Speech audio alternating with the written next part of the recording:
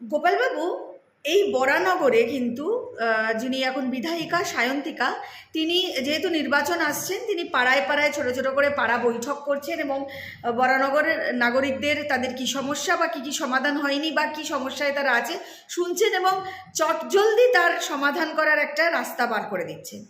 কি বলবেন? দেখুন, মাননীয় বিধায়িকা তিনি আমাদের কাছে বিগত যে উপনির্বাচনের সময় তিনি প্রতিশ্রুতি দিয়েছিলেন, কথা দিয়েছিলেন যে আপনারা আমাকে ভোটে জেতান, আমি বরানগরের পানীয় জলের ব্যবস্থা করে দেব। যারা এখনও সরকারি পাট্টা পায়নি সবাইকে সরকারি পাট্টা পাইয়ে দেব। বরানগরের কোনায় কোনায় দুর্নীতি দূর করব। বিটি রোডের এপার ওপার থেকে বেশ কয়েকটি পেডেস্ট্রিয়ান ক্রসিং করে দেবো যাতে মানুষের অসুবিধা না হয়। ডানলপে, বনগুলিতে, টপেন রোডে, বরানগর থানার সামনে, সিথির মোড়ে এগুলো করে দেবেন বলেছিলেন। এবং আরও অন্যান্য অনেক ধরনের যে কাজগুলো বন্ধ হয়ে আছে, যে ড্রেন, এখানে ড্রেনগুলো জাম হয়ে আছে। 72 ইঞ্চি ড্রেনে প্রায় 65 ইঞ্চির উপর বজ্র পদার্থ পড়ে আছে। এগুলো তো তিনি প্রতিশ্রুতি দিয়েছিলেন, কারখানা খুলে দেবেন, মানুষের কর্মসংস্থান করবেন। তো আজকে 14 মাস চলে যাওয়ার পর বরানগরের অন্তর্জলি যাত্রা কিচ্ছু হয়নি, কোনো কিছু হয়নি। উপরন্তু আমরা দেখতে পাচ্ছি যে বরানগর মিউনিসিপ্যালিটি পৌর ট্যাক্স নিচ্ছেন, তার সঙ্গে অতিরিক্ত জঞ্জাল কর নিচ্ছেন। আপনি যেদিকে যাবেন, যেদিকে তাকাবেন, জঞ্জাল ভর্তি। বরানগরের কোনো রাস্তাঘাট আস্তে সুস্থভাবে নেই, খান্দা খোলায় ভর্তি। বিভিন্ন জায়গায় রাতে আলোর ব্যবস্থা নেই, মানুষ পরিষেবা পাচ্ছে না। এখানে যে বিস্তীর্ণ একটা অঞ্চল আছে যেখানে সোনার হাট, সেখানে মানুষ বাড়িতে ছাদে তারা সোনা গলাচ্ছে। আরে সোনা গলালেই সেখান থেকে মার্কারি পারদের বেরিয়ে আসে, সেখানে কার্বন মনোক্সাইড আছে, কার্বন ডাইঅক্সাইড আছে, সালফার ডাইঅক্সাইড আছে। লোকের চোখ জ্বালা করছে, পরিবেশ নষ্ট হয়ে যাচ্ছে, পরিবেশ ধ্বংস হয়ে যাচ্ছে। উনি নিশ্চুপভাবে বসে আছেন। উনি বরানগরের যে ঝুট মিলটা বন্ধ হয়ে গেছে, উনি প্রতিবাদ করার জন্য গেলেন, ম্যানেজমেন্টকে ডাকলেন, ম্যানেজমেন্ট এলো না।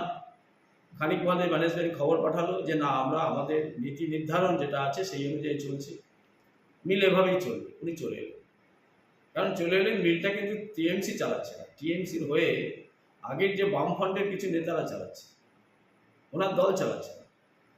উনি যেদিকে যাচ্ছেন মানুষ ওনাকে ছেঁকে দিচ্ছে।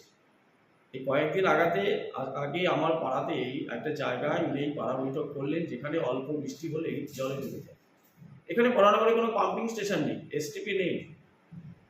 উনি মানুষের প্রতিশ্রুতি যেগুলো দিয়েছেন রাখতে পারেননি, আবার নতুন করে ভাবতামি শুরু করেন। কিন্তু পাড়া বৈঠক করে করে মানুষের সমস্যা শুনে একদম চটজলদি সমাধান করবে না, মানুষ তো তাকে বলছে যে আপনি তো এই কথা দিয়েছিলেন, হয়নি, আমরা জল পাইনি, আমরা ড্রেনের জল পরিষ্কার হচ্ছে না, ডেঙ্গু চলছে, ঘরে বাচ্চার অসুখ, ঠিকমতো কাজ নেই। এখানে অটো টোটোর একটা দৌরাত্ম্য চলছে, যারা অটো চালাতো তাদের নিজেদের মধ্যে ঝামেলা হয়ে অটোগুলো বন্ধ হয়ে পড়ে আছে, টোটো চালাতে পারছে না, তার পারমিশন নেই। নানান ঝামেলার মধ্যে বরানগর আছে। বরানগরবাসীর আজকে কোনো শান্তি নেই। তারা তো বলছেন, তিনি তার ডায়েরিতে লিখে নিচ্ছেন। কেউ একটু কটূক্তি করলে তার আশেপাশের লোকজন যারা কারা আছে, তার আশেপাশের লোকজন, এখানকার প্রকৃত টিএমসির নেতারা তো নেই। কিছু লোক যারা আছেন যাদের নেতার স্বীকৃতি নেই, তাদের নিয়ে তিনি বৈঠক করছেন। তিনি আবার নতুন করে ভোট চাইছেন, ভোট বরানগরবাসী আর দেবে না। কেননা উনি যখন বাঁকুড়া থেকে হেরে বরানগরে এলেন, উনি বলেছিলেন আমি আমার মতন করে বরানগর সাজিয়ে দেবো, আপনারা একবার সুযোগ দিন। উনি অসম্ভব দেখতে ভালো, সুন্দর, নাচতে গাইতে খুব ভালো পারে। মানুষ ভেবেছিল 14টা মাস ঠিক আছে দেয়া যাক একবার, মানুষ দিয়েছে, ভুল করেছে, আর দ্বিতীয়বারে এই ভুল করবে না। উনি যা করছেন করুন, শেষবারের মতন বরানগরটাকে দেখে নিচ্ছেন, ঘুরে নিচ্ছেন, ভেবে নিচ্ছেন।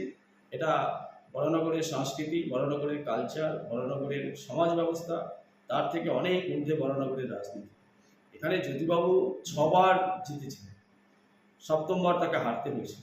এখানে মতীশ রায় এসেছিলেন, এখানে আরও বামফ্রন্টের বড় বড় নেতারা এখান থেকে জিতে গেছেন, কিন্তু বরানগর সেই বরানগর টিভিতেই আছে। আজকে 540 বছর আগে এখানে শ্রী চৈতন্যদেব এসেছিলেন। এই বরানগর অনেক পুরনো শহর, নতুন শহর নয়।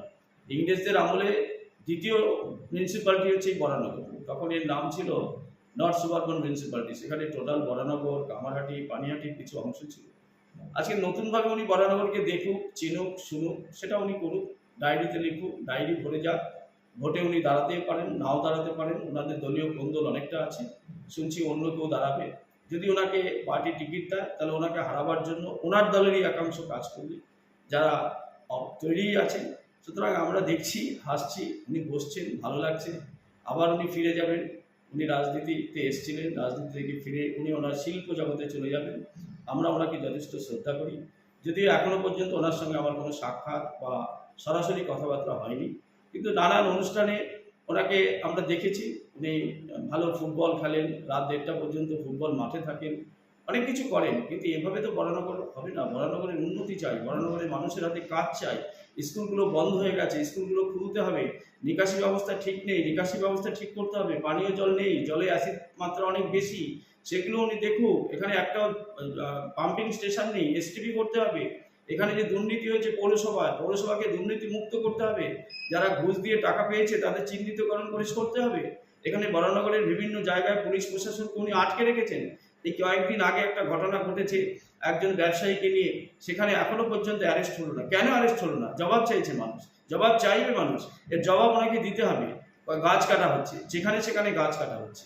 তো এই গাছ কাটা নিয়েও মানুষের কাছে উনি যোগ্য জবাব দিতে পারেননি। যদি উন্নয়ন হয়, উন্নতি হয়, তাহলে মানুষকে জানিয়ে হোক। যে কটা গাছ কাটা হলো তার থেকে আরো বেশি গাছ লাগানো হোক।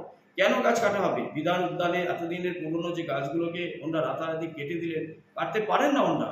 এতে ভৌগোলিক পরিবেশটা নষ্ট হচ্ছে, ইকোলজি ভেঙে পড়ছে। গঙ্গার পাড়টার অবস্থা দেখুন, পুরো ভাঙা, সেখানে ভ্যাট গড়ে উঠছে। অর্থাৎ গঙ্গার পাড়ে ভ্যাট ফেলা মানে গঙ্গার জল আরও দূষিত হয়ে যাচ্ছে। উনি ব্যর্থ।